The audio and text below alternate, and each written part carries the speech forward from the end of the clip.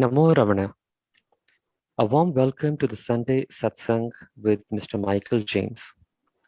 May I please request Narayanji at the Raman Kendra, Delhi now to initiate Ganesh Puja followed by Kalash Puja and Pran Pratishtha Puja, after which we will have Ashtotram and Upadesh Saram. Narayanji.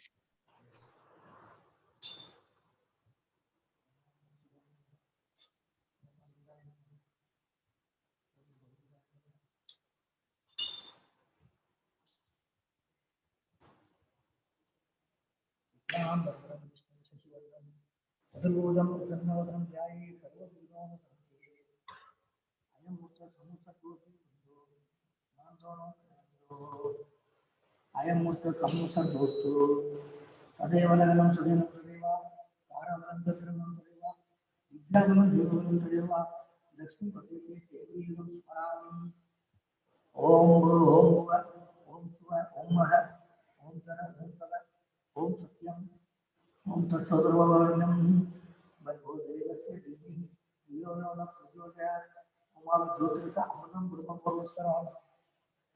नमो पाता है समस्त दुर्दशा द्वारा परमेश्वर की चित्तम कर्ष्यमाणस्य कर्मण निर्विघ्नं प्रसादं कर्ष्ये विद्यां विद्युतं चंद्रवर्मो देवता विद्या दुर्गा लोका देवतं विष्णुनाथुला त्वं सतायमां देवी पवित्रं पूजासनं आगमार्थं तु देवानां कमनार्थं तु रक्षार्थं अंधारवं पराम्यादौ वेदवाद दास्यानं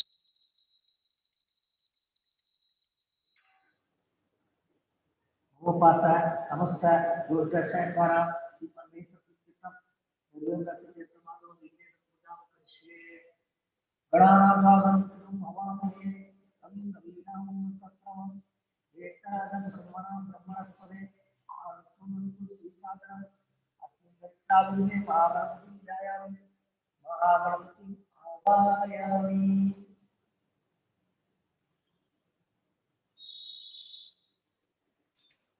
ओम महागणपतिये नमः सबं समर्पयामि ओम महागणपतिये नमः जीव समर्पयामि ओम महागणपतिये नमः पाठ्यं समर्पयामि ओम महागणपतिये नमः अस्मिन् समर्पयामि ओम महागणपतिये नमः ओम साहित्यं समर्पयामि ओम महागणपतिये नमः सानन्दरं आस्मदीयं समर्पयामि ओम महागणपतिये नमः वस्त्रदातं अक्षदां समर्पयामि ओम महागणपतिये नमः विघ्नोपवीतार्थं समर्पयामि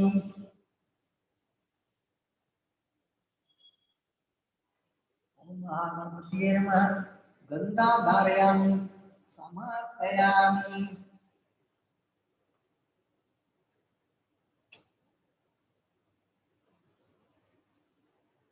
ओम महागणपतिये नमः गंधोहि अक्षतां समर्पयामि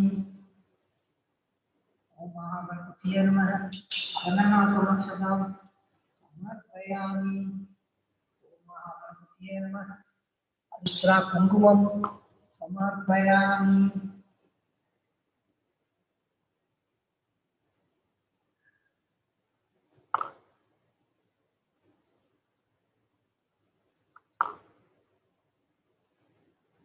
ओम महागणपतिये नमः पुष्पैर्पूजयामि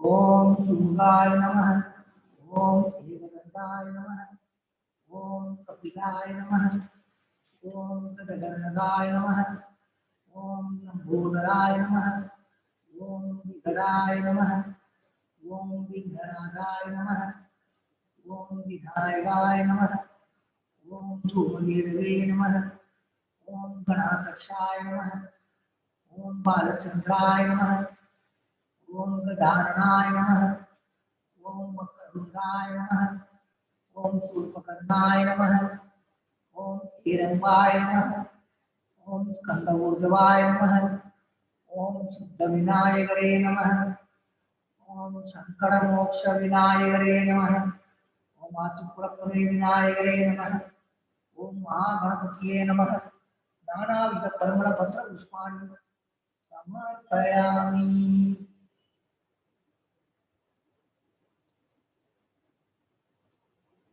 धूपार्थं समर्पयामि।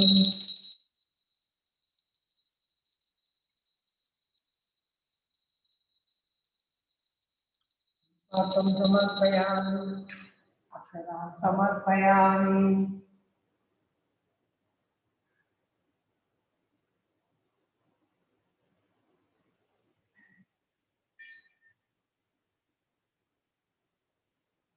ओम भूर्भुवस्सुवः स्वस्तिर्वरेण्यं भर्गो देवस्य धीमहि धियो यो नः प्रचोदयात्। सवितुर्वरेण्यं भर्गो संजामि अमृतं स्वाहा ओम प्राणाय स्वाहा ओम अपानाय स्वाहा ओम ज्ञानाय स्वाहा ओम उदानाय स्वाहा ओम समानाय स्वाहा ओम ब्रह्मणे स्वाहा। महागणपतिये नमः। महागणपतिये नमः। महागणपतिये नमः। कर्कटनैवेद्यं समर्पयामि, मध्ये मध्ये पानीयं समर्पयामि, अमृतं समर्पयामि, कर्पूरं समर्पयामि।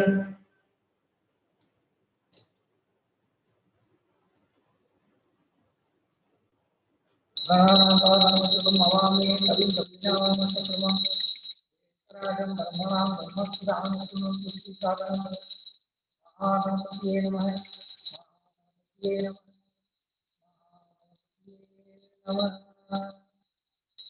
कर्पूरं समर्पयामि, नीराजनं समर्पयामि। नीराजनानन्तरम् आसमनीयं समर्पयामि। हरि ओम हरि ओम हरि ओम। उदाने स्वाहा समाने स्वाहा ब्रह्मणे स्वाहा। महागणपतिये नमः। महागणपतिये नमः। महागणपतिये नमः। वक्रतुंड महाकाय सूर्यकोटि समप्रभ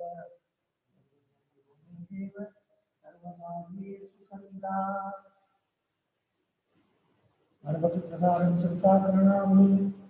ओम भो ओम भुव ओम सुव ओम मह ओम धन ओम तव ओम सत्यम ओम तत्सर्वण्यम भगवो देवस्य धीमहि धियो यो नः प्रचोदयात्।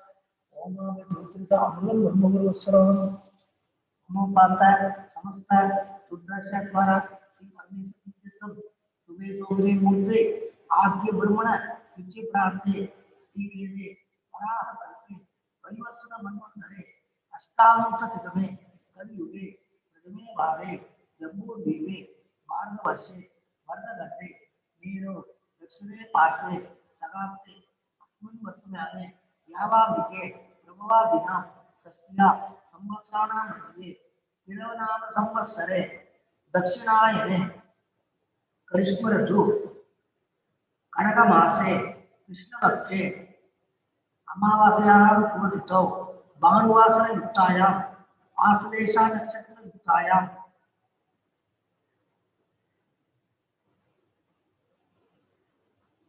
शुभ नक्षत्र शुभ योग शुभ कर्ण एवं गुण विशेषण विशिष्टायां अस्यां अमावास्यायां शुभतिथौ मम जन्म पापत् जन्म प्रकृति एतत्तन्मन्येतं मध्ये संभावदानं सर्वेषां भावानां सत्य अवलोकनार्थम् अस्माहं सहकुटुम्बानां क्षेमसन्दर्य वीर्यविजय आयुरारोग्य ऐश्वर्याणाम् अभिवृद्ध्यर्थं समस्तमङ्गलाभिवृद्ध्यर्थं समस्त दुर्गोपशान्तयर्थं रमणमहर्षेः प्रसादेन ज्ञानवैराग्यसिद्ध्यर्थं रमणमहर्षेः पूजां करिष्ये। तदंगं कलश पूजां स करिष्ये।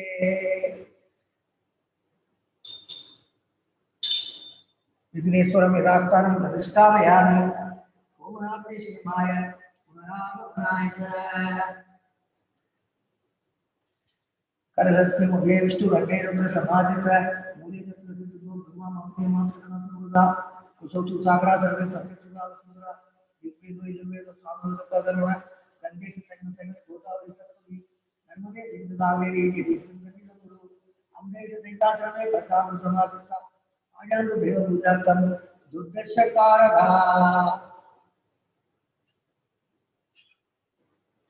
त्वं पूरा सागरोत्पन्नो विष्णुना विष्णुधरे देव समुद्रते बल्ये पांजन्य नमोस्तुते देवो देवालय प्रोक्त जीव देव स्नानन अज्ञान निर्माल्यं स्वयं भवने मुदये ओम सकलनात्म शक्तियुक्ताय योग पीडात्मने नमः आधार शक्तिये नमः मूलप्रकृतये नमः आदिवराय नमः आदिगुरुमाय नमः आनंदाय नमः पृथ्व्यै नमः आदित्यादि नवग्रह देवताभ्यो नमः दशदिक्पालेभ्यो नमः गुरु ब्रह्मा गुरु विष्णु गुरुदेवो महेश्वरा गुरु साक्षात् परब्रह्म तस्मै श्री गुरवे नमः ओम अस्य श्री प्राणप्रतिष्ठामन्त्रस्य ब्रह्मा विष्णु महेश्वरा ऋषिर्विदितामदर्वाणि संधांसि सकल जगत् सिद्धि संहारकाणि प्राणशक्ति परादेवता आम बीजम हरिशक्ति रोगीरम प्राणप्रतिष्ठामि विनोद आम अनुष्ठाभ्यां नमः हरिंदर्जनिभ्यां नमः ओम मध्यमाभ्यां नमः आम अनाभ्यां नमः हरिंगनिष्ठाभ्यां नमः ओम करतलमुष्टाभ्यां नमः आम दिव्याय नमः हरिं शिरसे स्वाहा ओम शिवाय वसत् आम कौसायम हरिं मित्राय वसत् ओम अष्टरापट पूर्वस्वरूप दिग्बंध ज्ञानम रक्तांबुलिस्त बोधोलस तर्मसटक्राक्षे पासं बोधुंडम विक्षुब्धम मणिमण पंचबाणा विप्रासु कबालम चलेन सदापि नवसो नोटिया देवी बाला गौरना बहुदुरी प्राण शक्ति पराम ओम हरिं क्रोम क्रोम हरिं मां अन्यम रम नम वंशम सम्भ हंस सोहम सोहम हंस अस्याम मुतो दूरतिष्ठितो अस्याम मुस्तो सर्वेन्द्रियाणि वां मनस्वस्वत्र दिव्या प्राणवाक् पाणिपाद वायुपुस्तानि या कस्ति स्वस्ति सुखं सुखं दृष्टन्तु स्वाहा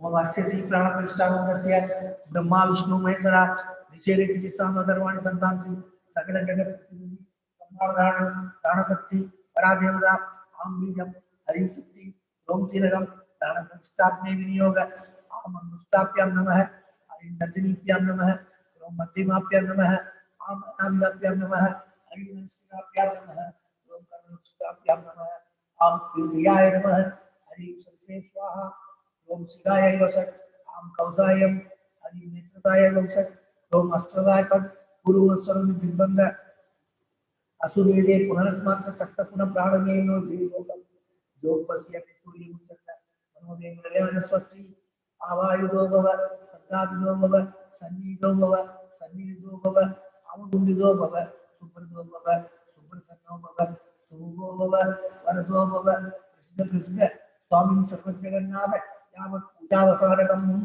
तावत् त्वं विभावेन बिम्बेस्मिन् सन्निधं गुरु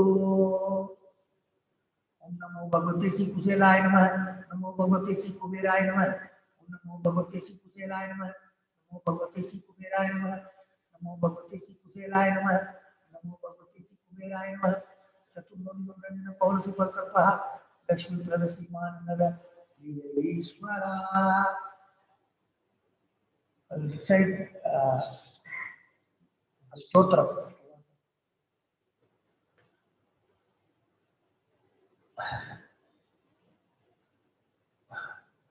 गुरु ब्रह्मा गुरु विष्णु गुरुदेवो महेश्वरा गुरु साक्षात् परब्रह्म तस्मै श्री गुरवे नमः अपार सच्चिद्गुवारि दासोऽन्यशोर्मिमात्रं मौनं समस्तं गुणानिदं तं रमणं वकीलं चिन्ताविदं निर्देशयामि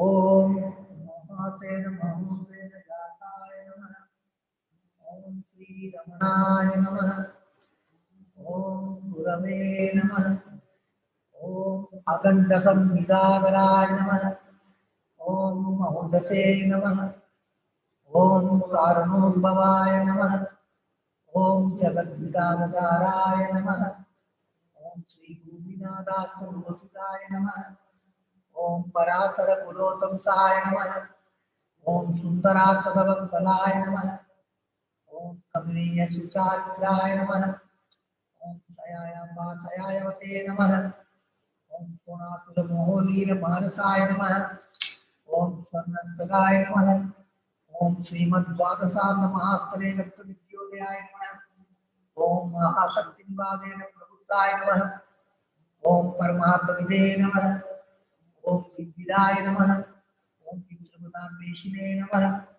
ओम हिंदुमौलिना पितृपदे नमः ओम गुजरातेश्वर सोणशैलं प्राप्ताय नमः ओम तमोमयाय नमः ओम उदासीनाय नमः ओम महायोगिने नमः ओम महोत्साहाय नमः ओम कुशाग्रते नमः ओम शांत संकल्प संप्रमाय नमः। ओम सुसुंदुसे नमः। ओम सवित्रे नमः। ओम स्थिराय नमः। ओम तपस्समीद सर्वंगाय नमः। ओम पुल्लांबूद विलोचनाय नमः। ओम चंद्रिका सुदास श्री मंडिताय मंडलाय नमः। ओम सूदवाक्यां समासीनाय नमः। ओम सूर्यदाकिन विप्रमाय नमः। ओम वेद वेदांत तत्वज्ञाय नमः। ओम त्रिमूर्तने नमः। ओम त्रिगुणातीताय नमः। ओम विरूपाक्ष भुवावासाय नमः। ओम विराजन सदागुरुये नमः। ओम उत्थितनयनाय नमः। ओम पूर्णाय नमः। ओम रसदासनतांडवाय नमः। ओम गंभीराय नमः। ओम परमात्माय नमः। ओम सुप्रसन्नाय नमः। ओम अभयप्रदाय नमः। ओम दक्षिणाश्रीनिवाय नमः। ओम वीराय नमः। ओम दक्षिणाभिमुखाय नमः। ओम स्वराजे नमः। ओम महर्षिये नमः। ओम भगवते नमः। ओम ईत्याय नमः। ओम भूमविद्या विशारदाय नमः। ओम विमलाय नमः। ओम दीर्घदर्शने नमः। ओम आप्ताय नमः। ओम रुजमार्ग प्रदर्शनाय नमः। ओम समदुसे नमः। ओम सत्यतुसे नमः। ओम सत्याय नमः। ओम प्रसादाय नमः। ओम अमित विक्रमाय नमः। ओम सुकुमाराय नमः। ओम सदानंदाय नमः। ओम मृदुवासिने नमः। ओम दयार्णवाय नमः। ओम श्री सोनासुर हिरुपूत स्कंदाश्रम निकेतनाय नमः। ओम सदर्शनोम ज्येष्ठवे नमः। ओम सत्भक्त परिपूताय नमः। ओम गणेश मुनि प्रिय सेविता कुशलोरुआय नमः। ओम गीतोपदेश साराधि ग्रंथ संसिद्ध सत्याय नमः। ओम वर्णासम पदादीदाय नमः। ओम रसज्ञाय नमः। ओम सौम्याय नमः। ओम आत्मवदे नमः। ओम सर्वावनिपुरस्तारा महारात्याय नमः। ओम सर्वसद्गुरुवे नमः। ओम आत्मारामाय नमः। ओम महाभागाय नमः। ओम मातृमुक्तिदायकाय नमः। ओम वीरगाय नमः। ओम विरुदाय नमः। ओम विप्राय नमः। ओम मुनीन्द्राय नमः। ओम भावकुज्वलाय नमः। ओम दर्शनादर सम्माने नमः। ओम मौनेन स्वात्मबोधकाय नमः। ओम विचार्यकर्तादित्याय नमः। ओम प्रणाम ब्रह्ममोचकाय नमः। ओम अंधस्मीरचंडांशवे नमः। ओम संसारानवतारकाय नमः। ओम सोनादिविष्टुले नमः। ओम आत्मविद्या प्रकाशकाय नमः। ओम अविच्युतर्य प्रज्ञाय नमः। ओम नैसर्गिक महापुरुषे नमः। ओम कमंडलराय नमः। ओम सुब्रगौरीवचनाय नमः। ओम गुहाय नमः। ओम दंडपाणिये नमः। ओम कृपापूर्णाय नमः। ओम पवनोपराय नमः। ओम स्कंदाय नमः। ओम देवतमाय नमः। ओम अमर्त्याय नमः। ओम सेनानिये नमः। ओम पुरुषोत्तमाय नमः। ओम नमो भगवते श्री अरुणाचल श्री रमणाय नमः। ओम नमो भगवते श्री अरुणाचल श्री रमणाय नमः। ओम नमो भगवते श्री अरुणाचल श्री रमणाय नमः। नमो भगवते श्री कार्तिकाय नमः। नमो भगवते श्री मुरुगाय नमः। नमो भगवते श्री वल्ली देवाय नमः। नमो भगवते श्री सुब्रह्मण्याय नमः। नमो भगवते श्री स्वामीनाथाय नमः। नमो भगवते श्री दक्षिणामूर्तये नमः। नमो भगवते श्री नटराजने नमः। नमो भगवते श्री भैरवरे नमः। नमो भगवते श्री नंदीमहेश्वराय नमः। नमो भगवते श्री शिव पार्वतीये नमः। हरि ओम हरि ओम हरि ओम हरि ओम हरि ओम हरि ओम हरि ओम हरि ओम हरि ओम। Let us all recite this Satsang. कर्तुराज्ञया नामदेशनं कर्मविम्बरं कर्मजज्जनं कृतिमहदो मदनकारणं फलं शाश्वतं गजनिरोधकम् ईश्वरार्पितं नेचयाकृतं चित्तशोधकम् मुक्तिसाधकम् कायवाङ्मन कार्यमुद्गमम् भोजनं च चिन्तनं क्रमा जगतये सदी युद्धसेवनम् अष्टमूर्तिभे देवपूजनम् बुद्धमस्तव दुःखमन्दद सिद्धजं च ध्यानमुत्तमम् आज्ञधारया शोधशासनम् सरलचिन्तनम् विरलदबरम् वेदभावना सौवमित्यसौ भावनाभिधा भावनीमदा भावशून्यस भावसुस्तुति भावनामला भक्तिरुत्तमा निरुस्तरे मन स्वस्थता प्रिया भक्तियोग बोधाक्षरिश्चितम् आयुरोदना नीयते मन ज्ञानभक्षिव रोधसाधनम् चित्तवायव चित्क्रियायुधा सागयोर्वयि शक्तिमूलगा लयविनाशने उभयरोदने लयकदं पुनः भवविनोदृतम् प्राणवन्दना दीनमानसम् एकचिन्तना नासमेध्यत नष्टमानसो दृष्टयोगिन नित्यमस्ति स्वस्तिरं यद दृश्यवारिदं चित्तमात्मना चित्वदर्शनं तत्त्वदर्शनं मानसं मुदिं मार्गणे हृदे नैव मानसं मार्गार्धवा वृद्धयस्महं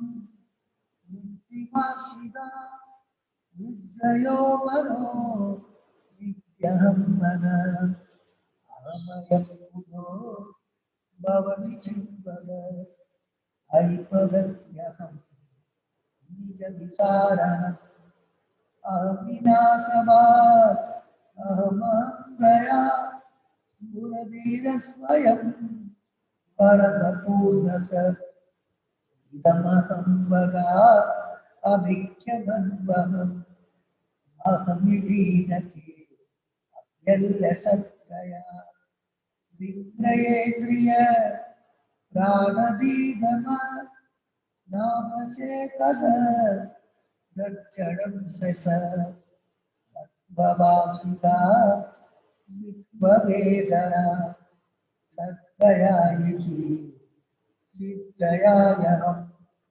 ईसजीवयो वेषदीपिता सत्स्वभावतो वस्तु केवलम् वेषानद स्वात्मदर्शनम् ईसदर्शनम् स्वात्मरूपत आत्मसंस्थिति स्वात्मदर्शनम् आत्मनिर्भया आत्मनिर्भया ज्ञानवर्जिता अज्ञानयेन चेत् ज्ञानमस्ति ज्ञानमत्सरम् किं स्वरूपमे आत्मदर्शने अव्यया भवा पूर्णशिशुभम् बन्धमुद्यते नम्बरं शुभम् विन्ददीयते देवस्तुदैविना अहमवेदनं निजविवादनं महतितं तवो रमणवादियम् महतितं तवो रमणवादियम् महतितं तवो रमणवादियम् ओम नमो भगवते श्री रघुनाथ श्री रमणाय नमः ओम नमो भगवते श्री रघुनाथ श्री रमणाय नमः ओम नमो भगवते श्री रघुनाथ श्री रमणाय नमः Om Namo Bhagavate Sri Ranganath Sri Ranganaya Namaha. Om Namo Bhagavate Sri Ranganath Sri Ranganaya Namaha. Om Namo Bhagavate Sri Ranganath Sri Ranganaya Namaha. Om Namo Bhagavate Sri Ranganath Sri Ranganaya Namaha. Om Namo Bhagavate Sri Ranganath Sri Ranganaya Namaha. Om Namo Bhagavate Sri Ranganath Sri Ranganaya Namaha. Om Namo Bhagavate Sri Ranganath Sri Ranganaya Namaha. Om Namo Bhagavate Sri Ranganath Sri Ranganaya Namaha. Om Namo Bhagavate Sri Ranganath Sri Ranganaya Namaha. Om Namo Bhagavate Sri Ranganath Sri Ranganaya Namaha. Om Namo Bhagavate Sri Ranganath Sri Ranganaya Namaha. Om Namo Bhagavate Sri Ranganath Sri Ranganaya Namaha. Om Namo Bhagavate Sri Ranganath Sri Ranganaya Namaha. Hari Om, Hari Om, Hari Om, Hari Om, Hari Om, Hari Om, Hari Om, Hari Om, Hari Om.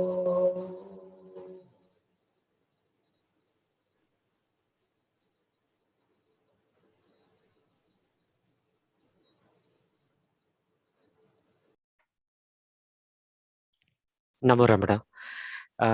It's our second Sunday, and we are very happy to have with us Mr. Michael James. He needs absolutely no introduction, but I see we have a few new members joining us today. So for their benefit, a very brief introduction about Mr. James. He started his spiritual journey at Thiruvannamalai during his visit to India in 1976 and stayed there for over 20 years. Mr. James has had a long friendship and association with Sri Sadhu Om and assisted him in translating Guru Vachaka Kovai, Nanyar, Ulladu Narpadu, and other works of Bhagavan into English.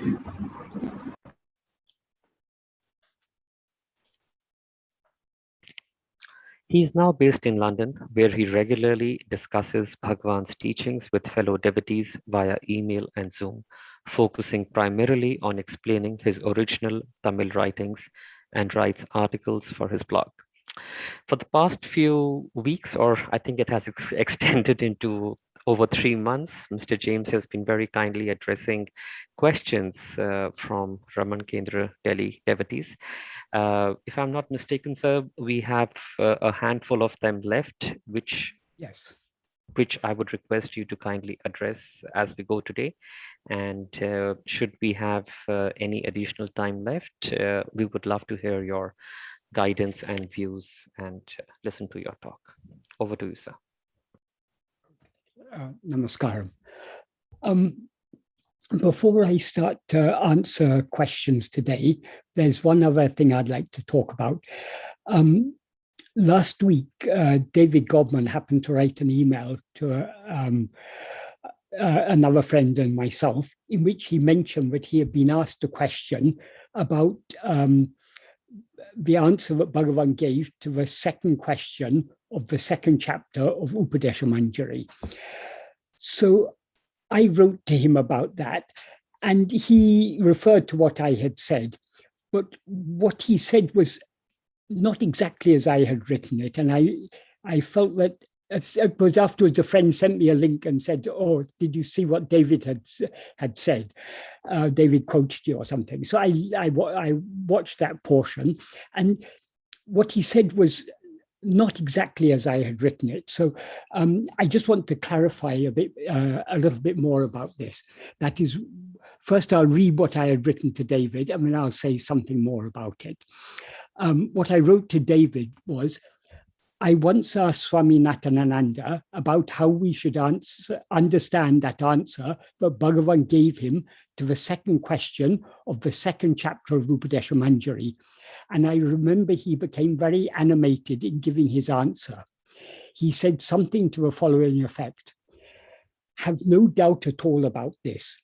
Anyone who is attracted to the simple practice of Atmavachara that Bhagavan has taught us has sufficient pakva." Pakva means maturity or fitness. the others that Bhagavan referred to are only those who are not attracted to this practice. So for them, other practices have to be prescribed. That's what Swami Nathananda said. But he also explained a bit more. In continuation of what I wrote to David, I said, he also explained that at the time he asked these questions, he was still having doubts about his own fitness to follow this path. So Bhagavan convinced him gently by explaining about all the other paths, and thereby made him understand that none of them appealed to him, and that the only path that appealed to him was Atmavichara. Eventually, to remove all his doubts about his fitness, Bhagavan replied to one of his questions about fitness by asking him what path his heart is drawn to. And when he replied Atmavichara, Bhagavan said, then this alone is the path to which you are suited. So that is what I wrote to David, but I'll just enlarge upon this a bit more. That is, most of the, I'm not sure when Upadesha Manjari was first published, but most of the questions in it and answers that Swami Nathananda received were questions he asked very early in the time he came to Bhagavan. He had compiled this work before it came to be published. So he first came to Bhagavan when Bhagavan was still in Skandashram. In those days, Nana had never been published. Bhagavan hadn't written Anma Vidya or Upadesha Undiyya. Upadesha Undiyya is the Tamil original of Upadesha Saram, or Uludunapadu. So there was very little available in print on what Bhagavan's teachings were. The main things that were available were Arunachala Stuti, most of Arunachala Stuti Panchakam was available by that time. But other than that, most people didn't have a very clear understanding of what Bhagavan's teachings were. And the main work on his teachings was Ramana Gita, which was in Sanskrit, and at that time there was no Tamil translation available. Nathananda, because he couldn't understand Sanskrit, he once asked Bhagavan about Ramana Gita, and he said, Bhagavan, everyone said this is the important book of your teaching, that all your teachings are contained in this book, but I'm not able to understand Sanskrit. So can you tell me what's written in it? And Bhagavan simply smiled and said, oh, it's nothing. He said, some years ago, they wanted me to agree to their views. And so they put questions to me to try to get me to approve of their ideas. He was talking about their ideas, referring particularly to their ideas about Shakti and Siddhis and so on. They tried to pull me down to their level. I didn't budge. And so they failed in their attempt. But just like a circus acrobat, if a circus acrobat makes a misstep and maybe he's, for example, walking on a tightrope or something and he slips and falls, he will do a double somersault and make it look like it's part of the act. So rather than admitting defeat, Kavyaganta wrote Ramana Gita, in which he recorded some of the things that were said at that time. And so Bhagavan more or less told him, this isn't the real teaching, this isn't his real teaching. As I say, there was very little available to know, for people to understand what is the real teaching of Bhagavan. And because people had different ideas about what Bhagavan's teachings were, Nathananda was naturally confused because different people told him different things. So it was in that spirit that he asked most of the questions in Upadesha Manjari. So one of the things that many people were saying is, oh, Bhagavan's teachings are very lofty. They're not for ordinary people. Nobody can follow the path that Bhagavan is teaching. That was some of the people around him were saying at that time. So even Murugan was told that when he first came to Bhagavan. Murugan came a few years later in 1923, I think, first. He was told by a fellow devotee, or Bhagavan's teachings are very lofty, you can't understand them.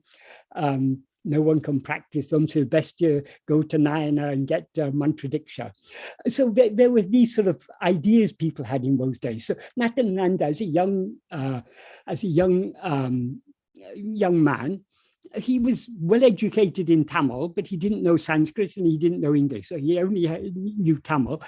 And he was naturally confused by all the different things people were saying. So it was from that perspective that he asked these questions. Regarding this, what he told me about this particular question, the question he asked Bhagavan is, this Vichara Marga, in the Vichara Margam, Ella Adhikarigalalum Anushtika Ilam. Is it possible for all adhikaris, that people of adhikari means the qualification, having the adhikara. Adhikara means the qualification to follow a path. So is it possible for all adhikaris to follow this path of vichara? And Bhagavan replied, according to what he recorded, was Pakva Ke Elam. It's possible only for those who have pakva, who have sufficient maturity. Enio tattam mana nile kuriya sadhanan galil paraka vendum. Others, according to their respective mental state, they should practice sadhana. So whatever sadhanas are suitable to their mental state, they should practice.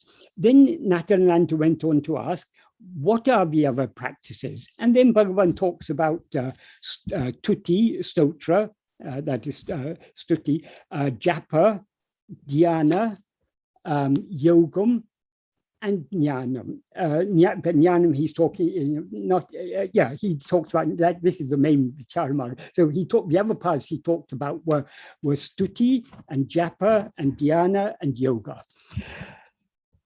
So when Bhagavan gave that answer, what Natyananda understood is, that is what he felt when he heard Bhagavan describing about the other paths is, but none of them appealed to him. The only path he wanted to practice was vichara.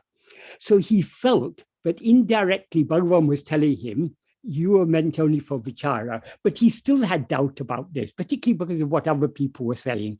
So though he wanted to follow the practice of path of vichara, he was still had doubts, and those doubts persisted for some time after that. Now and then he would again ask Bhagavan questions about fitness. And eventually Bhagavan asked him this question, of all the paths, what is the path that appeals to you? And he said, only vichara appeals to him. Then Bhagavan said, then that alone is the path for which you're suited. He understood in retrospect, but the answer Bhagavan had given at first, in which he described the other practices, this Bhagavan, that is what Natyananda explained, is Bhagavan's way of teaching is very, very subtle. Bhagavan will not say things, often will not say things directly, but he will say things in a way to make people come to their own conclusion. So by describing the other paths, which didn't at all appeal to Natyananda, that was Bhagavan's subtle way of telling him, these other paths are not for you.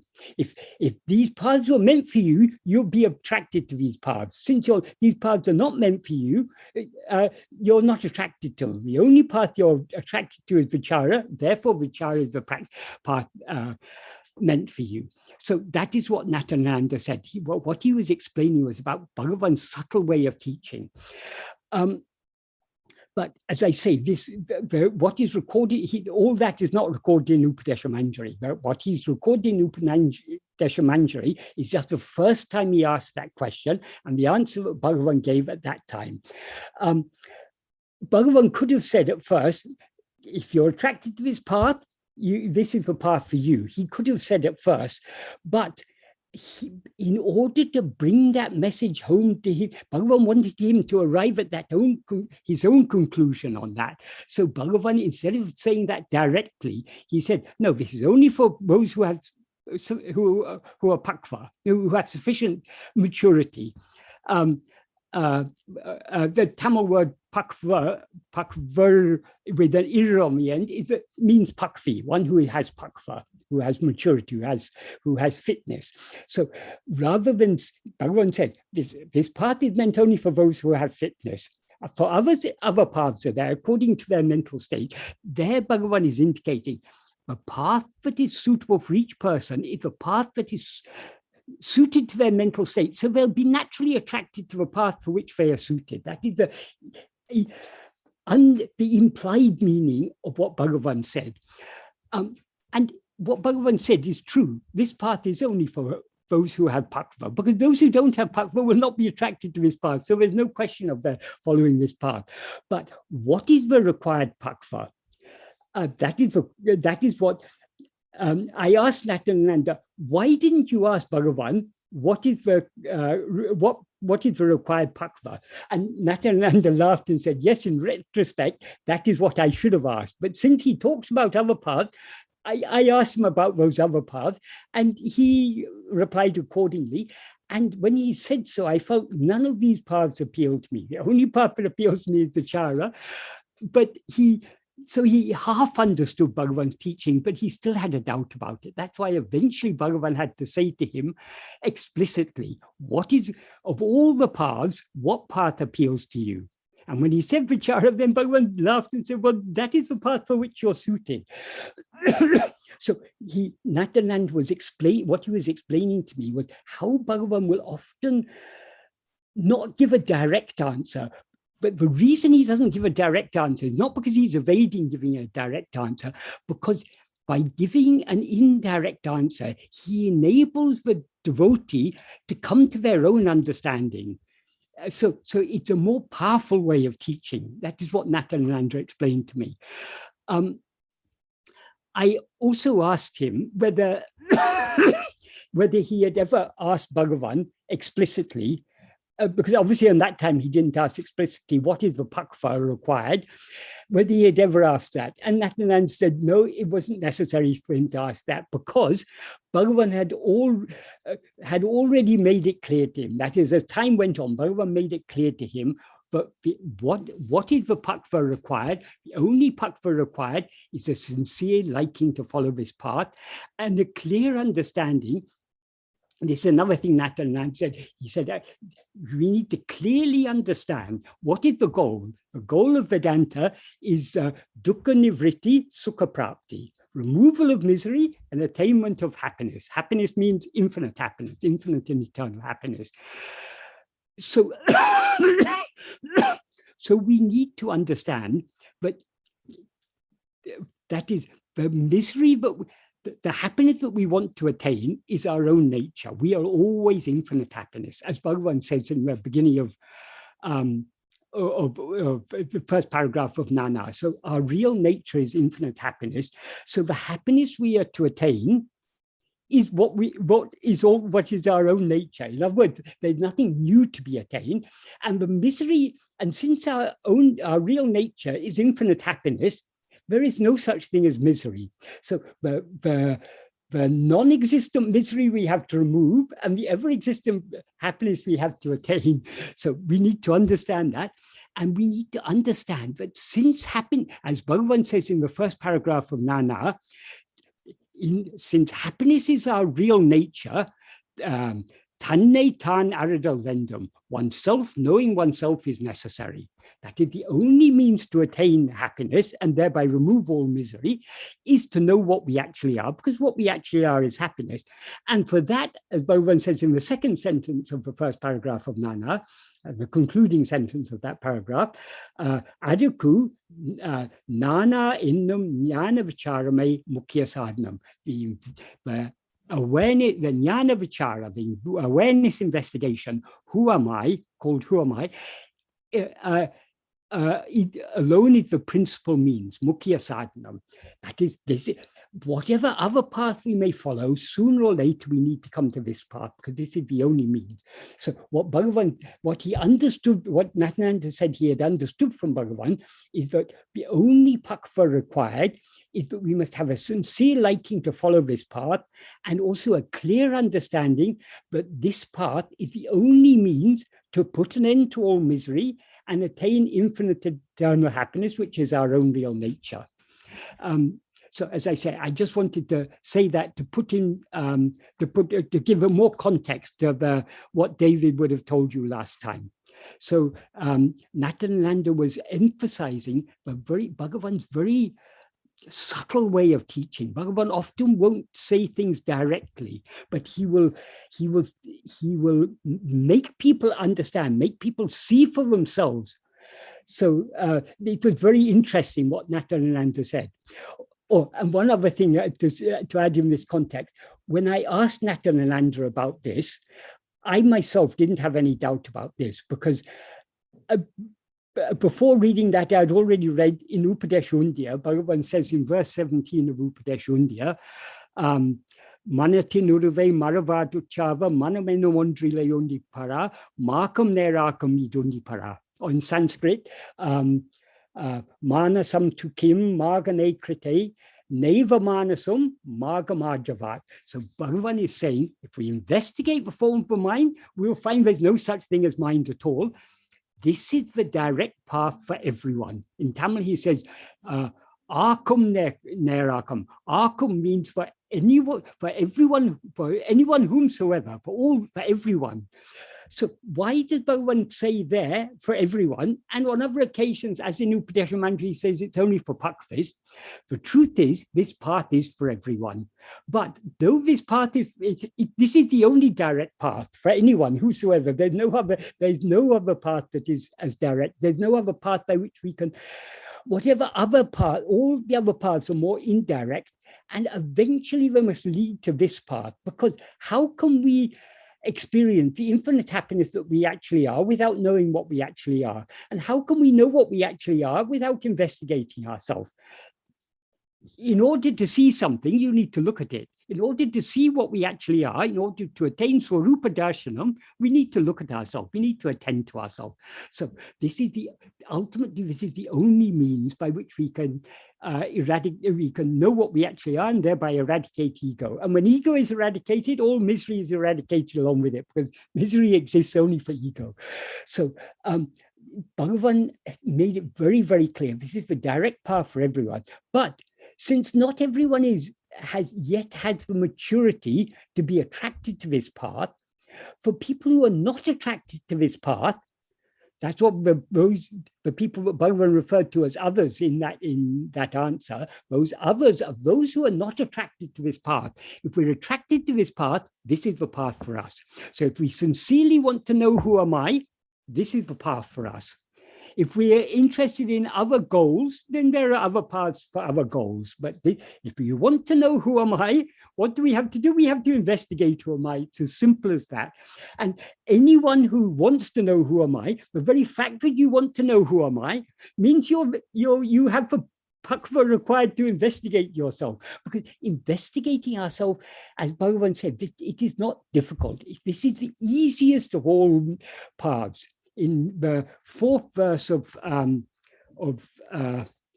Vide, as I say, when Natyananda asked these questions, it was before Bhagavan had composed Anma Vide or Upadeshundya or Uludunapadu, or but before Bhagavan had given the answers to Shiv Prakasham Pillai of Nana many years earlier, but it had not been published. It wasn't published until about 1922 or 23. So Natyananda came before that. So he didn't know any of these. But in 1927, Bhagavan wrote both Anma Vide and Upadeshundya at Mudagana's request. And the following year, 1928, he wrote Uludunapadu at Mudagana's request. So these are the key works of Bhagavan's teaching.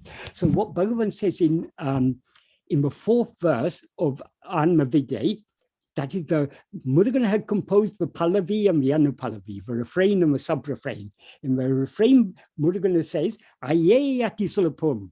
Anma videi aye ati sulapum. That is, so very easy. It's extremely easy. Anma videi means Atma Vidya, extremely easy. And in the Anupallavi, he says, that this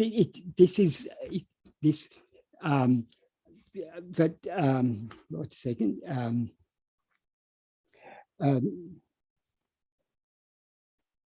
like that is oneself. Atma means oneself. What exists as real is oneself. It's so clear. It's so clear that even the nelikai in the hand is unclear by comparison. Nelikai means an amlaka. Amlaka in the hand means something is an idiom to refer to something that is very, very clear, very, very obvious. So even that is unclear compared to, that is, I am. What is clearer than I am? Even for the dullest of ordinary people, everyone knows I am. So it's so clearly known.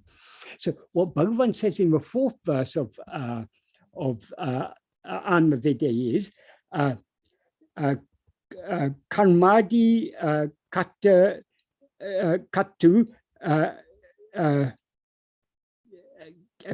sorry, I can't pronounce the tongue, but what he says, to untie the bonds of karma, etc., and to bring an end to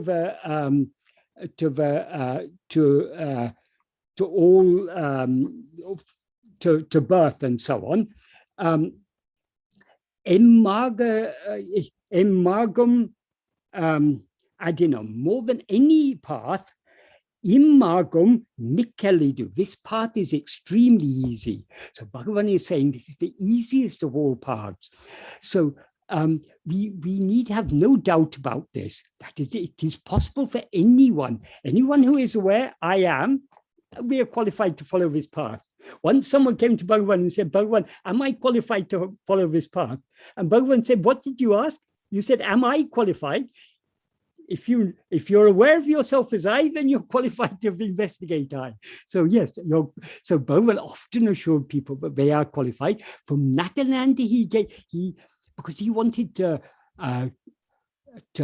root out the underlying causes of Natananda's doubts, Bhagavan went in a more indirect way so that Natananda could arrive at his own conclusion. And the conclusions we arrive at by our own manana will be more firm than just what we hear by Sravana.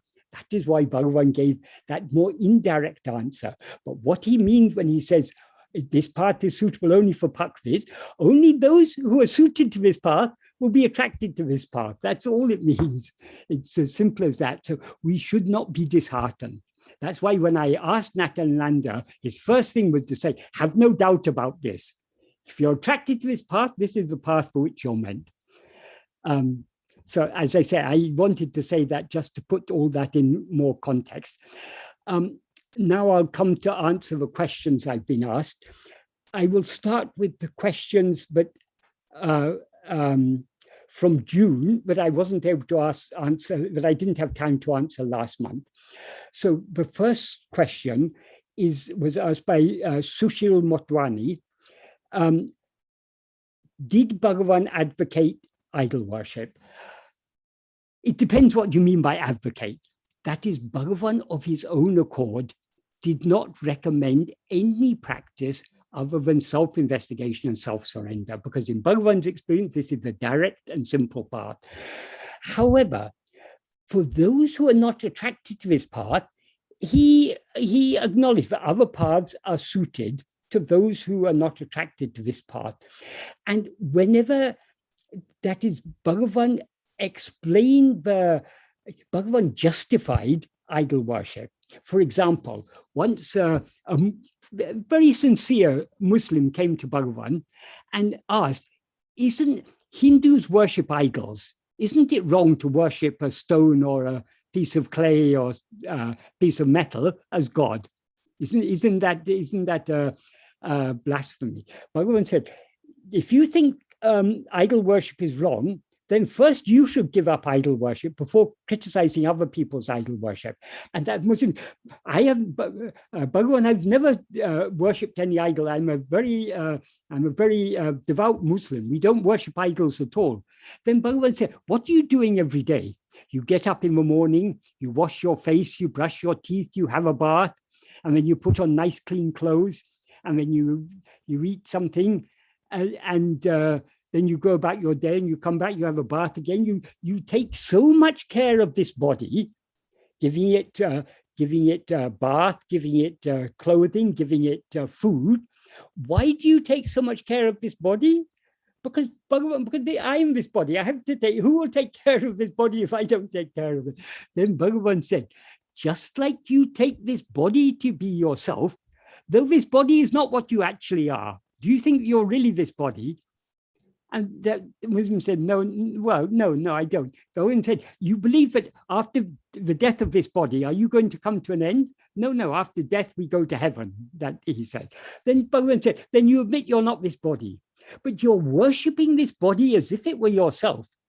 What are they doing in temples when they worship idols? They are giving the idol a bath. They put nice, clean clothing on it. They offer it food, just like you are doing to your body. So long as you take your body to be yourself, there's no wrong in taking a God to be a form. That is, we cannot. So in verse 4 of Ulujanaptu, Bhagavan says, Uruvam Tanayan, Uluhu Paramatran. If oneself is a form, the world and God will be likewise. If oneself is not a form, who can see their forms and how? That is, so long as we take ourselves to be a form, we cannot conceive of a formless God. Even the very idea that God is a form, that is an idea. Ideas are just mental forms. So everyone, so long as we have limited ourselves as this body, we cannot but have a limited conception of God. Yes, everyone says God is infinite. But can the mind, for us, infinite is just an idea. Can we grasp what is infinity? We can't, because how can a finite mind understand what is infinity? So it's whatever, so long as we rise as ego, whatever idea we have of God is an imperfect idea. We cannot know God as he is without knowing ourselves as we are, because what God actually is only ourselves. So long as we take ourselves to be a form, there is no wrong in worshiping God as a form. In fact, it's appropriate. Why? Because if you're trying to worship a very abstract concept of God, it's difficult to relate to abstract concepts. It's difficult to have devotion to abstract concepts. At least for most people it is. So people need something more concrete. So if you give God a form, if you say Krishna is God, or Rama is God, or Jesus is God, or Shiva is God, whatever, you give some name and form to God, it's much easier for you then to relate to that form in a personal way.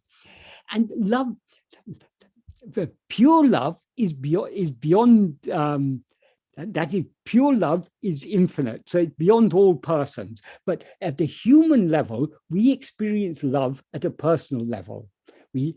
To have a personal relationship with God, it is useful to take God to be a person, though that is not the ultimate truth. Neither is God a person, nor are we a person. But so long as we take ourselves to be a person, there's no wrong in taking God to be a person. And as a person, he has a name and he has a form. And so it's appropriate to worship that name and form.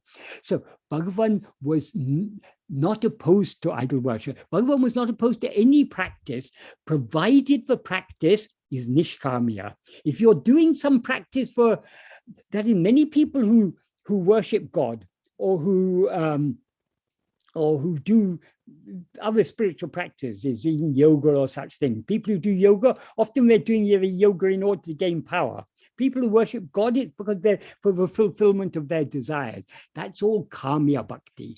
So Bhagavan didn't encouraged Kamya Bhakti, but even Kamya Bhakti Bhagavan didn't condemn, because when people are at that stage of spiritual development, Kamya Bhakti is the appropriate thing for them. At least they're having a relationship with God. If you're asking God for this and that, give me health, give me wealth, enable me to pass my exams, enable me to have a nice husband or wife, or to have good children and to get my children married. All these things, these Kamyata aims, and after I die, let me go to heaven and have a happy life after death. All these aims, at least when you're asking God for these, so you're beginning to establish a relationship with God. Later, when your love for God matures, this asking God for this and that will drop off, and you'll come to understand greater than all anything. If God is giving you all these things you ask for, is not God greater than the gifts he's giving you? So slowly the Kamya Bhakti will become Nishkamya Bhakti. So people are at different stages of spiritual development. But Bhagavan's teaching, I mean, Bhagavan's teaching to the very highest. When in Upadesha Undiya, for example, when he starts talking about the path of bhakti, he starts from Nishkamya Bhakti. He says in verse 3, Kartanukakam Nishkarmiya Karma. That is Nishkarmiya Karma, karma done without desire for it, the result of that action. But Kartanukakam means done for God. So it implies done for the love of God. So Bhagavan, the real Bhakti Marga starts from when it becomes Nishkamya. So Bhagavan starts from there, and he said that Nishkamya Bhakti, that Nishkamya karma done for the love of God, will purify the mind and show the way to liberation. What is the way to liberation? As he said in the previous verse, in verse 2, karma does not give liberation. So no action is going to give liberation. Then what is the way to liberation? The only way is self-investigation and self-surrender. Because in self-investigation and self-surrender are not actions. That is when, in order to surrender ourselves, we need to turn our attention within. When we turn our attention within, ego thereby subsides. So the subsidence of ego is not an action, but the cessation of action. So Atma Vichara and Atma Samapanam, they are not actions. They are letting go of all actions and just subsiding back into our source. So that is the way to liberation. But in order to understand that, we need a certain degree of purity of mind. That degree of purity of mind is gained by Nishkarmiya karma done for the love of God. What is the Nishkarmiya karma? He then goes on to enumerate it. Nishkarmiya karma done by body is puja. Done by speech is japa. Done by mind is dhyana. And in this order, each one is more efficacious in purifying the mind. This is what Bhagavan is explaining in the early verse of Upadesha Undiya. But then, as he says in verse 8 of Upadesha Undiya, rather than Anya Bhava, Ananya Bhava is best among all. What does Anya Bhava mean? Anya Bhava means, Anya means what is other, means what is other than ourselves by implication. Bhava means, in that context, means meditating. So what it Bhava, Anya Bhava implies there, meditating on God or worshipping God as something other than oneself. Rather than that, Ananya Bhava, in which he is I, that is recognizing that God is not something other than ourselves. He's that which is shining in our heart as I. So meditating on him as not other than ourselves, that's not other than I. In other words, meditating only on I, which is Atma Vichara, is best among all, anetyanum uttamam. So idol worship has its place. So Bhagavan, though Bhagavan didn't explicitly advocate idol worship, he for those for whom it is suited, he supported them in their practice. He supported everyone, and whatever practice was suited to their level of maturity. But of his own accord, what he advocated is only this path, because this is the best among all. This path of Ananya Bhava, or Atma Vichara, otherwise called Atma Vichara, that is meditating on nothing other than ourselves, meditating only on ourselves. This is the best among all. but other practices are also, they're suitable to us at different levels of our spiritual development. But having come to Bhagavan, why have we been brought to Bhagavan? Because we've been through all these things. And now it is time for us to come to the more advanced class of Atma Vichara.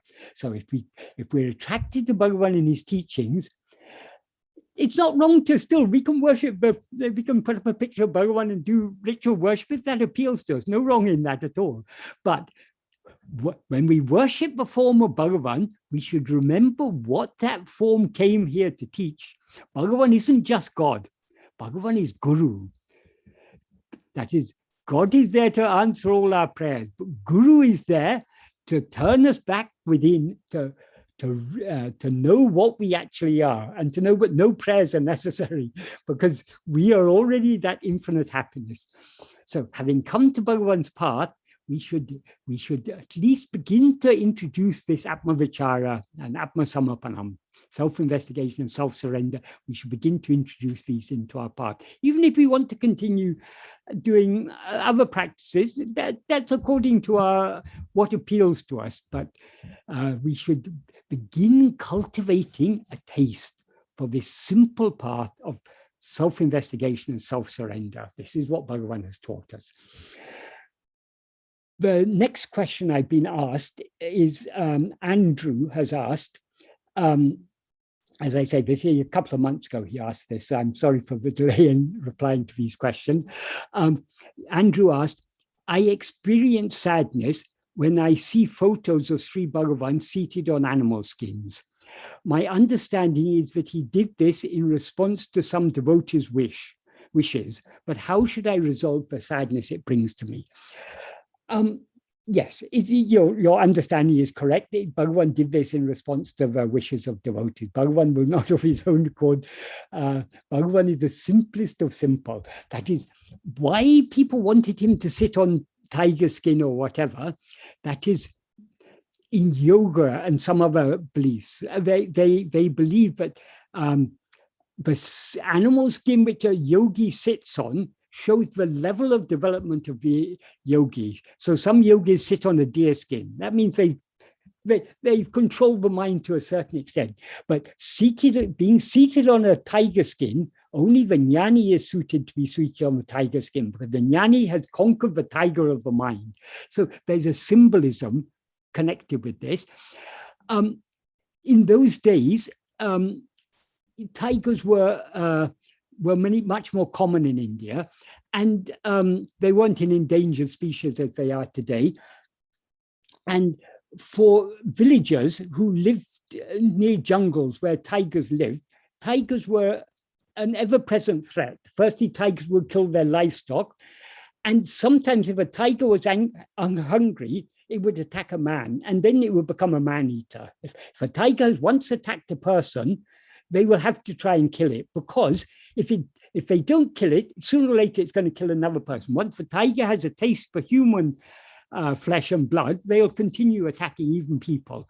So there's also self-defense there. So it was in old days, it was the job of rajas, of the kings, of the rich people, of the kshatriyas. They had to protect the villagers, and one of the things they had to protect from was dangerous animals like tigers. So that's why in ancient times tigers used to be killed, but they weren't such an endangered species, so they weren't just like tigers were killing other people were killing tigers to defend themselves from tigers. So we need to understand the cultural background.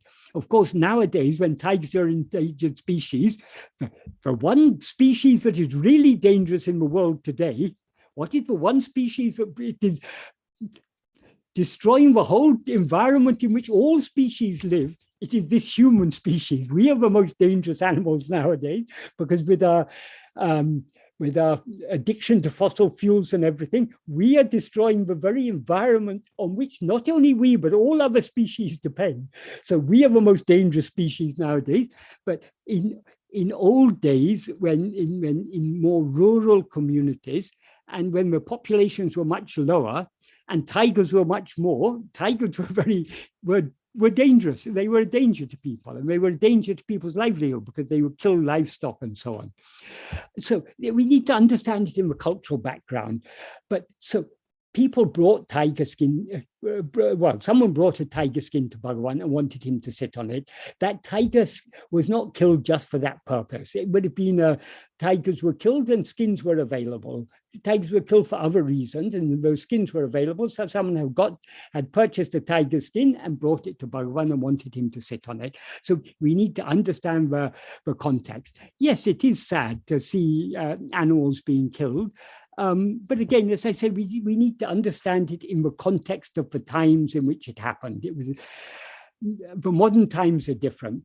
Bhagavan himself was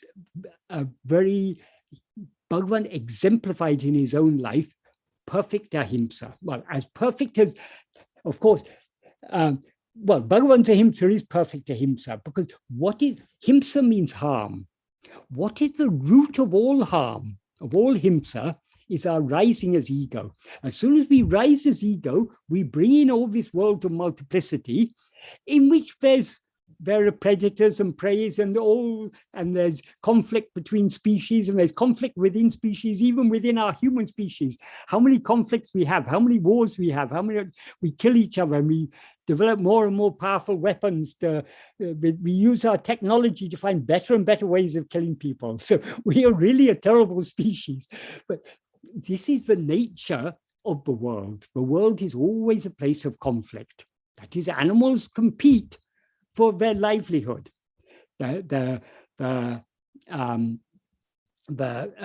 herbivores, the animals that are mainly vegetarian, they eat the plant foods. But if there were no predators, the population of other animals would grow too much, and they would then eat all the vegetation, and then they'd be starving because there's no vegetation. So it's all part of the balance of nature, the predator and prey and everything. This is the nature of the world we create when we rise as ego. So the origin of all himsa is our rising as ego. And rising as ego is also sometimes described as Brahmahati. Brahmahati means killing Brahman. Because, of course, Brahman is never killed. Brahman is always as it is. But from our perspective, Brahman is as good as dead. Because instead of experiencing ourselves as Brahman, we're experiencing ourselves as this little person. So we, Brahman, have now limited ourselves as this little person. So in effect, this is Brahmahati. So the very rising of ego is the first himsa. So Bhagavan was the only one who observed perfect himsa because he didn't rise as ego. And also in Bhagavan's outward life, he practiced perfect ahimsa. He lived a very strictly vegetarian life, and even though milk was consumed in the ashram, the cows were treated not as they are treated nowadays in the dairy industry.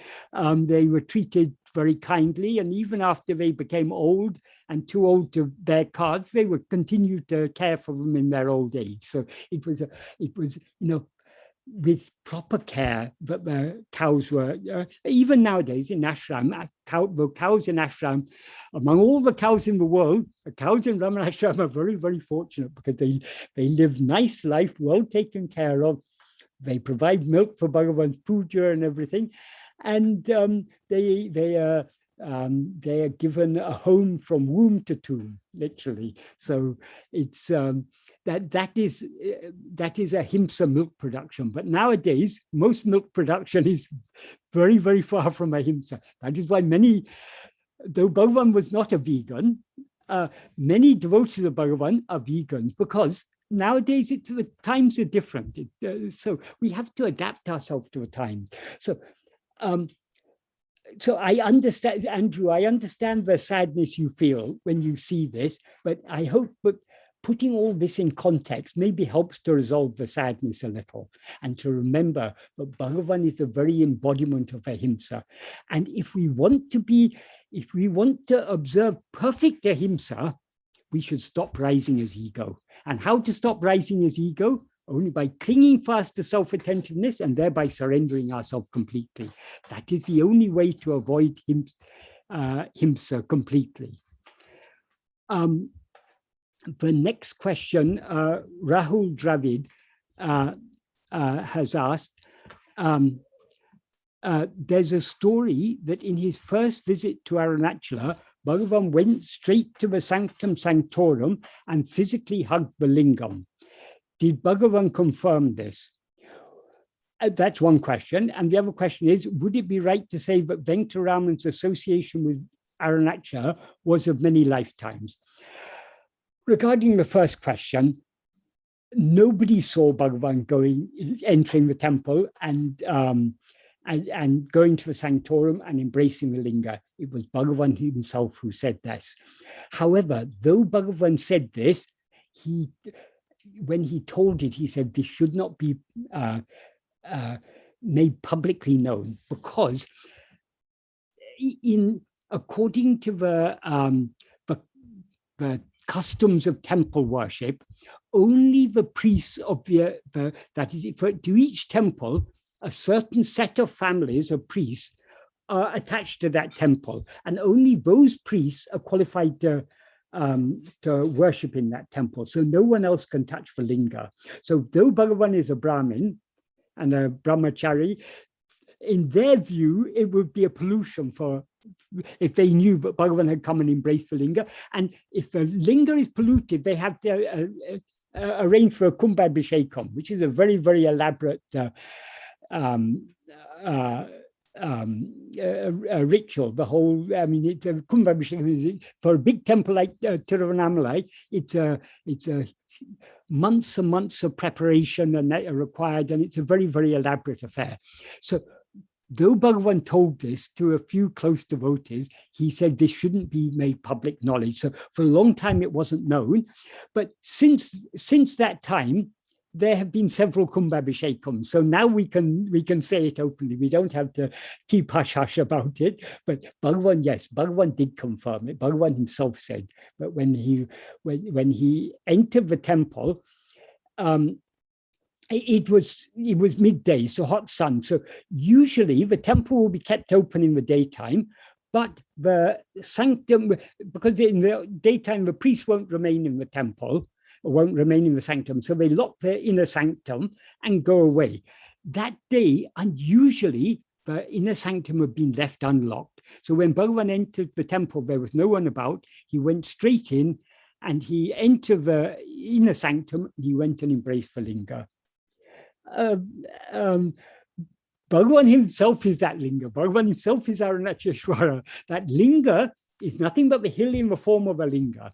And Bhagavan is nothing but the hill in the form of a human, in a human form. So they're all one and the same. So it's perfectly appropriate that Bhagavan did that. But in the views of certain orthodox people, it may seem to be inappropriate. That's why it wasn't made public knowledge. So yes, Bhagavan definitely, he came and he did embrace the linga on that first day. That is before he went and when he went out to the temple again, then he met someone who said, Swami, do you want to have your head shaved? Which was an unusual thing to ask, because Bhagavan was dressed as an ordinary Brahmin boy. Why would he want to have his head shaved? But for some reason, someone asked him and took him to the Ayankulam Tetam, where a barber was, and Bhagavan's head was shaved. And people, it's wrongly reported that Bhagavan then threw the money and the sweets in the tank. That is not so. Bhagavan did have a little bit of money, but he had got from Muthu Krishna Bhagavata. He gave that money away, or he just left that money somewhere. He threw the sweets in the tank to feed the fish there. He didn't throw the money in the tank. That is actually wrongly put in some biographies. And he removed the sacred thread, because he was no longer identified as I am a Brahmin or anything. He removed his sacred thread, he removed his dhoti, and he just tore a piece of the dhoti and wore it as a loincloth. So yes, Bhagavan did go. The first thing Bhagavan did was go straight to the temple and embrace the linga. That is certainly true. Regarding the second question, would it be right to say that Venkataraman's association with Arunachala was of many lifetimes? Yes, I think it's no doubt that is definitely so. That is, Bhagavan says from in the first verse of Arunachala Ashtakam, Arivaru Siruvaya, that is from the age of not knowing anything, before knowing any other thing. Bhagavan Arunacha shone in his mind as something Miha Peridu, very great. Arivaru Siruvaya, from the young age of not knowing anything, Siruvaya Adu Mudal. From that time, Arunachala Miha Peridu in Arivinilanga. Arunachala shone in his mind as something very, very great. Why? Because of that association with Arunachala through so many previous births. So definitely the Bhagavan's association. But this, you worded the question very nicely. You asked to say, was Venkataraman's association? Yes, that ego that took itself to be Venkataraman had been a devotee of Arunachala for many lifetimes. We can infer. But if you had asked, was Bhagavan's association with Arunachala for many lifetimes? I would say no, because Bhagavan had no many lifetimes. Bhagavan is Arunachala himself, has appeared in human form. So for Bhagavan, there are not many lifetimes. The many lifetimes were for the ego who took itself to be Venkataraman, but on that day in Madurai, surrendered itself completely to Arunachala, was thereby swallowed as Arunachala, and that body and mind that was previously taken to be I by that ego was then taken over by Arunachala, and Arunachala, what shone through that body from that day onwards was only Arunachala. So Arunachala and Ramana are one. They're one and inseparable. So it's not a case of many lifetimes. Eternally, they are one. They always were one. They always will be one, because they alone are ekkameva advitiyam. They are that which is one only without a second. That is Arunachala Ramana. So one and inseparable. And then the last question from June is Harish Subramaniam asked, have you experienced the self? Do you know a jnani I can meet in Tiruvannamalai or elsewhere? Well, first answer the first question. Yes, I know a jnani in Tiruvannamalai. That jnani is in two forms in Tiruvannamalai. One form is in the form of Arunachala, which Jnana Sambandha, the great saint Jnana Sambandha, praised as Jnana Tiralai Nindra Peruman, the great Lord who stands as a vast mass of jnana. So Arunachala is jnana itself, and Bhagavan is jnana itself. So in those two forms in Tiruvannamalai, jnani is always available. But when Bhagavan was asked by people about jnani, whether this person is jnani or that person is jnani, Bhagavan sometimes used to say, there is only one jnani. You are that, tattvamasi. That is, we cannot find jnana outside ourselves. Jnana we have to find within ourselves. In the 13th verse of Uludunaplu, Bhagavan says, Jnanamam tane me. Oneself who is jnana alone is real. So we ourselves are jnana. Jnana means pure awareness. That is what we actually are. So we shouldn't be looking for jnanas outside. Why does our own self appear outwardly in the form of Bhagavan? Only to tell us to turn within. So if we are looking for jnanis outside, we have not understood Bhagavan's teaching. The jnani is not a physical body. The jnani is not a person. Bhagavan often used to say, jnana me jnani. That means jnana alone is the jnani. What is jnana? Jnana is pure awareness. What can know pure awareness? Only pure awareness can know pure awareness. So the jnani is nothing but pure awareness. Tanai iritale tanai aridalam. Bhagavan says in verse 26 of Upadeshundya, being oneself alone is knowing ourselves. So we can know what we actually are is jnana, and we can know that jnana only by being that jnana. So we shouldn't be looking for jnanas outside. Regarding whether I have experienced the self, if you're referring to me, Michael will never experience the self, because Michael is the name of a person. No person can know the self. the person is a bundle of 5 sheaths. All those 5 sheaths are jada. What makes Michael seem to be sentient is ego. It is ego that says, I am Michael, or I am Harish. So that Harish can never know the self. Michael can never know the self. That I, which is aware of itself as I am Harish or I am Michael, can that know itself? Yes and no. As ego, we cannot know what we actually are. But as ego, we need to try to know what we actually are. When we know what we actually are, we will thereby cease to be ego and remain as we actually are. Because ego is the adjunct mixed awareness. I am this body. I am this person. I am Harish. I am Michael, or whoever. That is ego. That adjunct mixed awareness is ego. The same awareness, the same pure awareness I am without adjuncts, that is the self, as you call it, that Swarupa. That is what we actually are.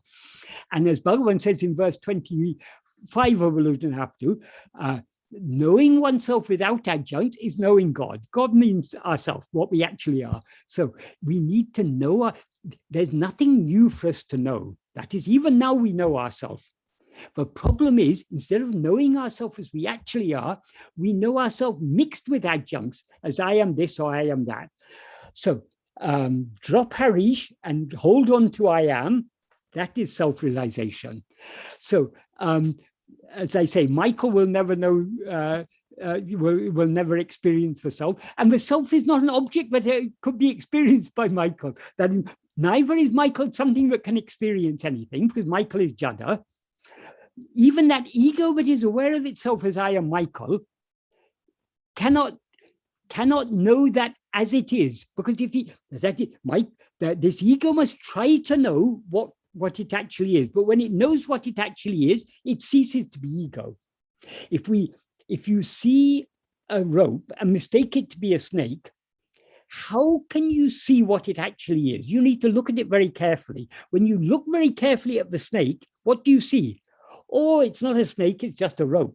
Likewise, if we look at ego carefully enough, if we investigate ego keenly enough, we will find there's no such thing as ego at all, but what appeared as ego is just pure awareness. That is what we actually are. So that we have to find within ourselves. Don't go looking for jnanis outside, because so long as you look for jnanis outside, you're taking a person to be a jnani.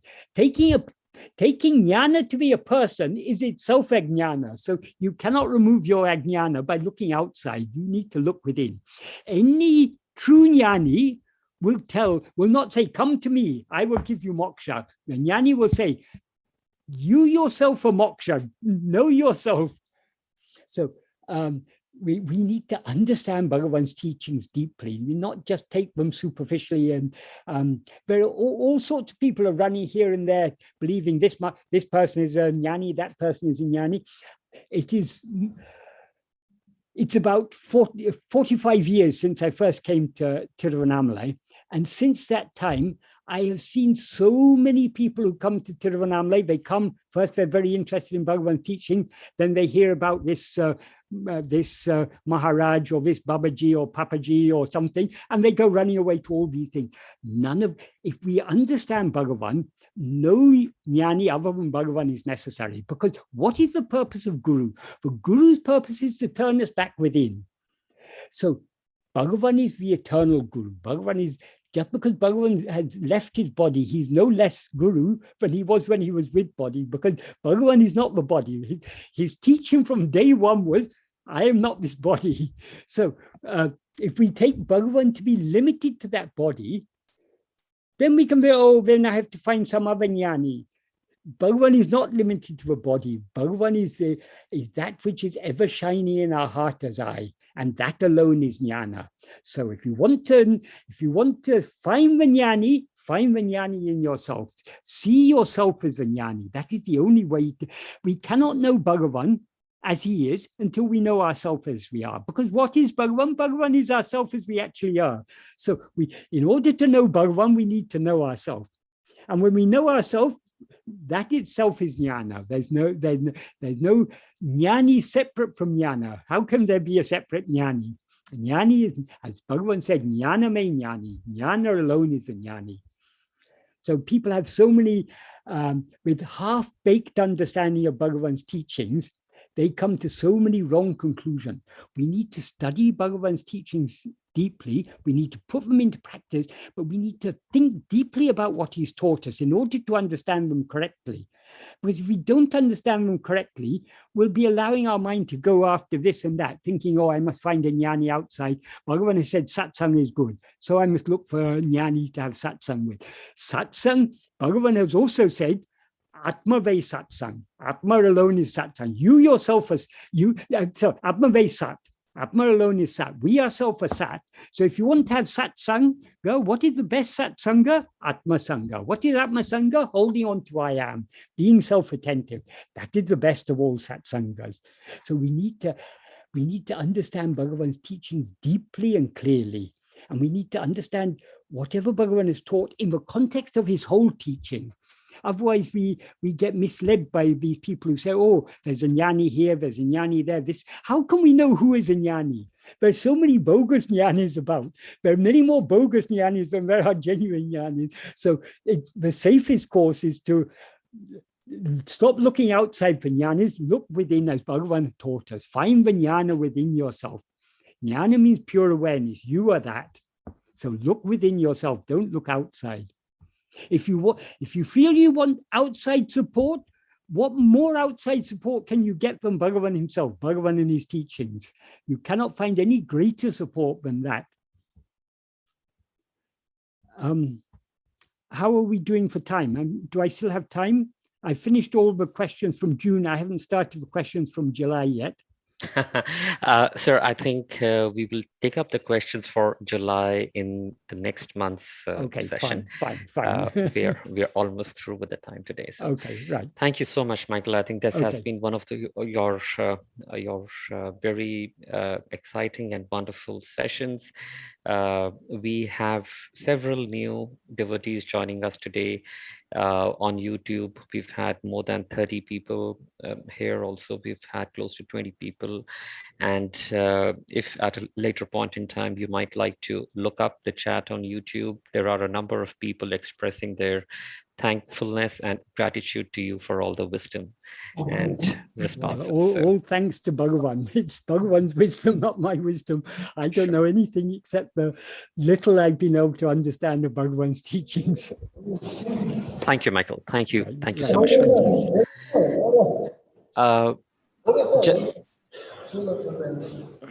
Sorry, just a little admin things. May I now please request Jayanti ji to initiate Akshar Manamalai? Yeah. Can you hear me, Anura? Yes, Jayanti ji, we can hear you. You can hear me? Yes, we can hear you. Okay, right. Karuna Runamani Kiranavali Nigatarumakshara Magimalai Tirunadiya Tirevadiya Tirumaral Tiliya Paravudal Purul Karuna Karamuni Ramanariyan Uvagayinal Soliyate Gatiyaga Arunachalamena Arivudumalva Shivanulagalvare Arunachalavadatketra Aksharamanamale Shatra Karuna Karaganapadiye Karamarulika Pai Arunachala Shiva, Arunachala Shiva, Arunachala Shiva, Arunachala, Arunachala Shiva, Arunachala Shiva, Arunachala Shiva, Arunachala, Arunachala Mena Agameni Naipavaragatay Vedarupaya Arunachala.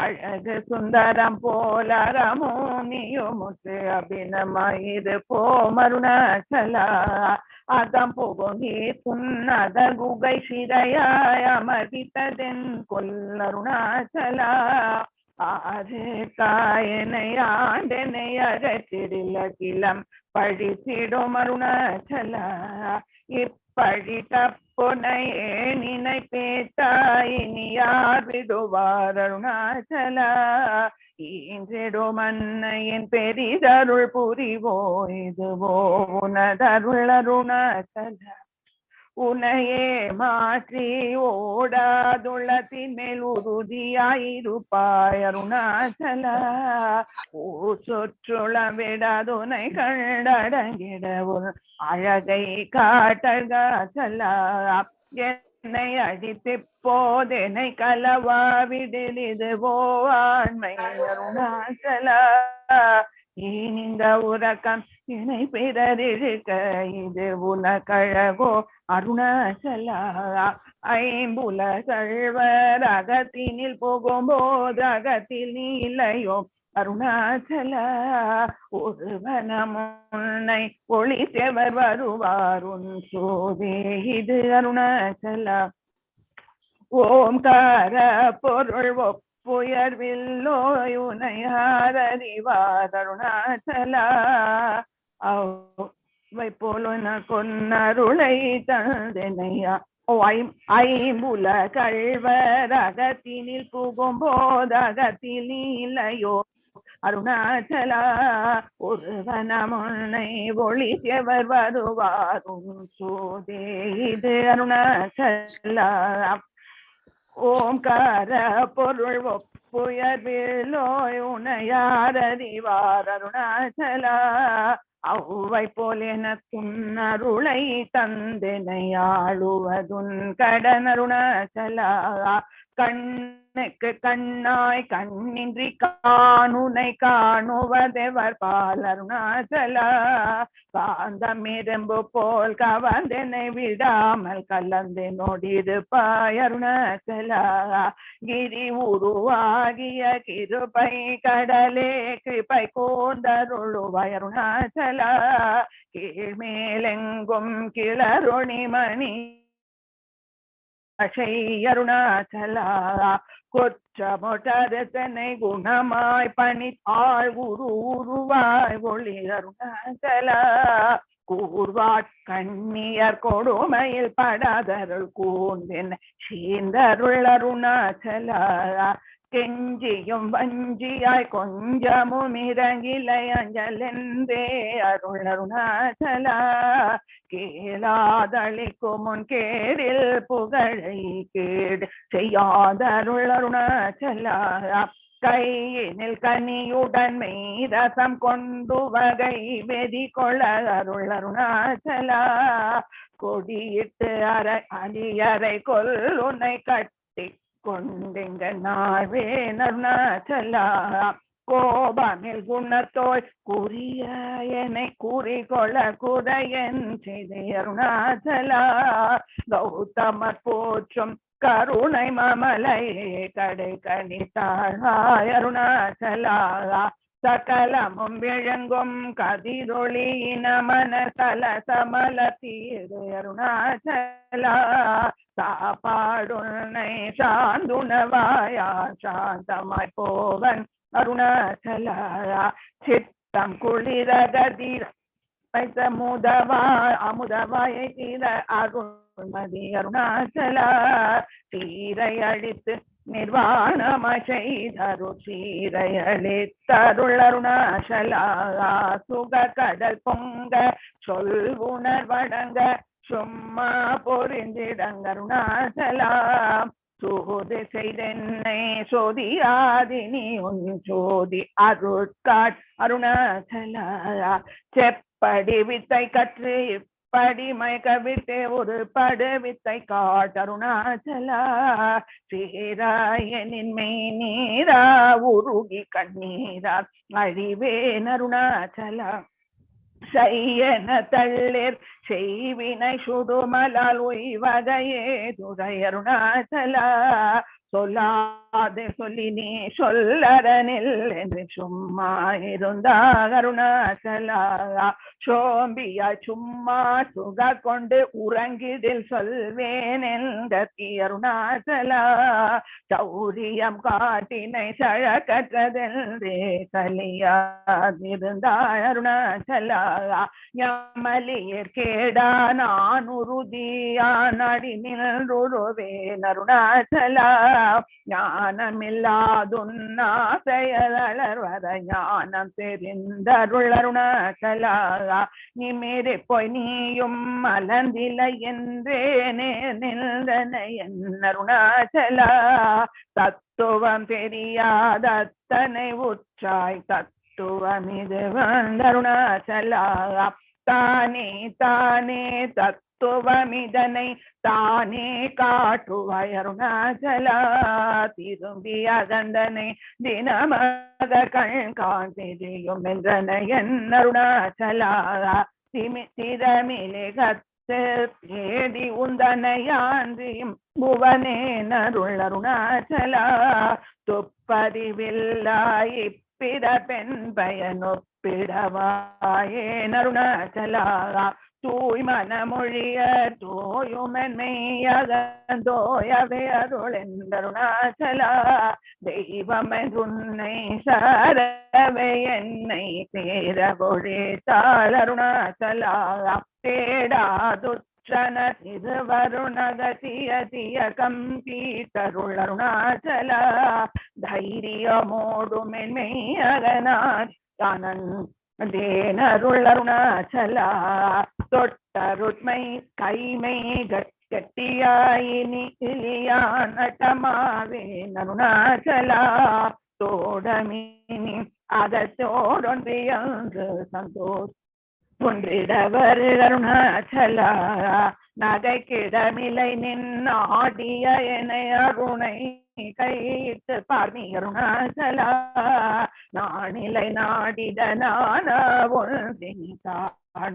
நின்றனை Arunachala நின்னெறியறித்தனை நீராக்கிடுமோ நின்னருள் மழை பொழி அருணாச்சலா நீ நானர புலி நிறங்களிமயமா நின்றிரு நிலை அருள் அருணாச்சலா நுண்ணொரு புனையான் மின்னொரு நன்னிட வெள்ளலைருமெல் அருணாச்சலா நூலறி அறியா பேதையன் மாலதி அரு தருள் அருணாச்சலா நெக்குருகியாய் புக்கிடவுனை புகன கனானிந்தனை அருணாச்சலா நேசமிலென கொன்னாசையை காட்டி நீ மோசம் செய்யாதருள் அருணாச்சலா நைந்தரி கனியான நிலை பதத்தினரும் ஒற்கொள் நலமருள் அருணாச்சலா நொந்திடாதுந்தனை தந்தனை கொண்டிலை அந்த கண்ணி என கருணாச்சலா நோக்கிய கருதிமை தாக்கிய கோபமாக்கினியாண்டருள் அருணாச்சலா பற்றின்றி வாடாமல் பற்றி மால்விடம் தலை ஒற்றிடும் மனமுருள் பற்றிட அருள் புரி Arunachala. I have recited till 64th verse, 64 verses. Next satsang I will do the remaining thing. I just wanted to do it before the Advent day comes. So now, Arunachalam Vadi, Anbargalum Vadi, Aksharamanamalai Vadi, Varga Swayam Prakasha Varga Vargave, Surga Sudatma Shakti Surga Surgave, Varga Swayam Prakasha Varga Vargave, Surga Sudatma Shakti Surga Surgave, Elulagam Jivan Mukti Inbam Pungave, Elulagam Jivan Mukti Inbam Pungave, Dayamagam Irevanagi Yalla Pungave, Dayamagam Irevanagi Yalla Pungave, Parmanam Magandai Valvu Parpatoligave, Parmanam Magandai Valvu Parpatoligave, Paramasachchidanandatma Palporigave, Paramasachchidanandatma Palporigave, Varga Swayam Prakasha Varga Vargave, Surga Sudatma Shakti Surga Surgave, Tattilada Nitya Jiva Tattva Mongave, Tattilada Nitya Jiva Tattva Mongave, Tanmayatil Chinmayam Tadaithu Vongave, Tanmayatil Chinmayam Tadaithu Vongave, Ettadikkumam Sasogam Edirolikkave, Ettadikkumam கோபம் சசோகமெதிரொலிக்கவே எல்லாம் பிரம்மம் என்னும் உண்மை வகிக்கவே எல்லாம் பிரம்மம் என்னும் உண்மை வகிக்கவே வாழ்க ஸ்வயம் பிரகாஷ வாழ்க வாழ்கவே சூழ்க சுதாத்ம சக்தி சூழ்க சூழ்கவே வாழ்க வாழ்கவே.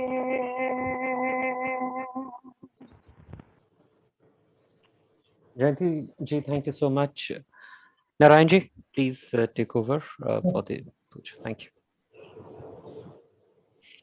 Om Bhurbhuvah Svah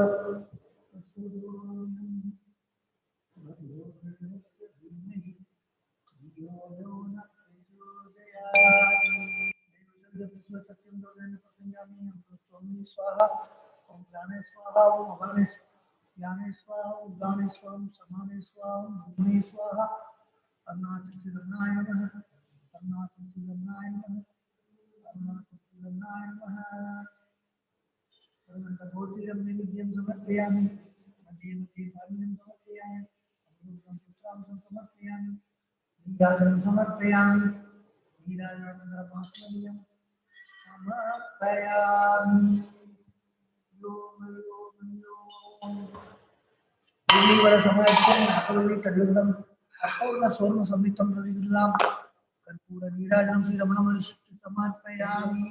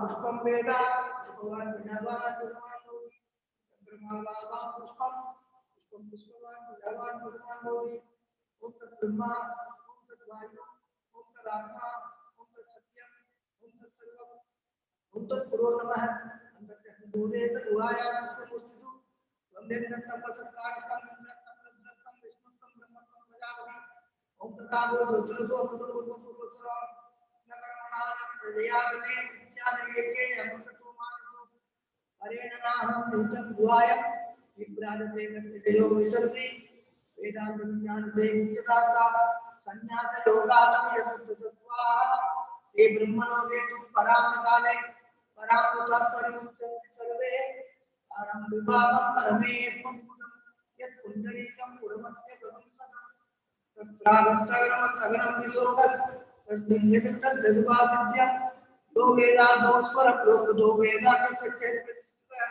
Tasya Prakatiri Nasya Parasamayasvara, Mantra Pushpam, Ramana Shitam, Mantra Pushpam, Mantra Pushpam, Suparadikyam, Samarpayami, Hari Om, Hari Om, Hari Om, Arpanamastu. Yani Hari Sapavali, Premantandayana, Tanurari Prachandi, Nivantana Pade.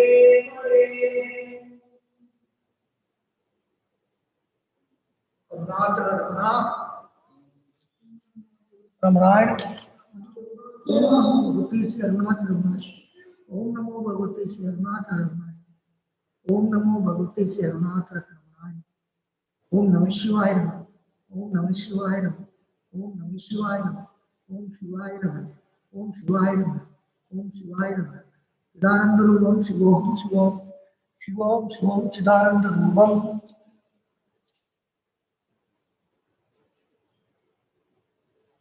Narayan